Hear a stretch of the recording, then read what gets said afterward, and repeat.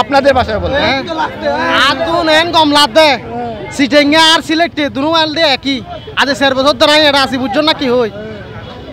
মানে ন অবশ্য ব্যাগ কিছু ধর্মীয় কালচার ব্যাগ কিনল দে তোরা কি করকি গিয়া করকি এবার হরবাতে কি গণনা দেবু ধর্মল্লা হরবাতে উগ্রপন্থী করি দে এডালে মিশ্রগত গণনা দেবু পহলা ন অবশ্যই ভাইয়াল দি আরব বাবরে এবার চালু করকি দে এ বাংলাদেশ বাঙালির উৎসব বাংলার সংস্কৃতি জিবেলে বলি যে পাকিস্তানে কি করকি বাঙালি তুমি হারিলেও তো চাইলি বা হারানো যুদ্ধ সংগত তুই তাহলে সুতরাং আর কি বাংলা অবসর কি গিয়া করা হরিব আর এখন সিটে ভাষাতে বলতে গেলে এটা হচ্ছে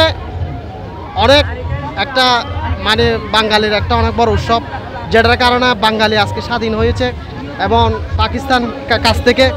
আমাদের যে একটা সংস্কৃতি কেড়ে নিতে চাইছিল এটার জন্য হয়ে গেছে এটা কোনোভাবে ধর্মের সাথে কোনোভাবে মিশ্রিত করা যাবে না এটা সবার উৎসব এখানে ধর্ম বর্ণনের বিষয় সবার উৎসব এটাই হচ্ছে সবাইকে মানে এত সুন্দরভাবে আমরা যে পয়লা বৈশাখ উদযাপন করতেছি এটা আসলেই দেখার মতো খুব ভালো লাগতেছে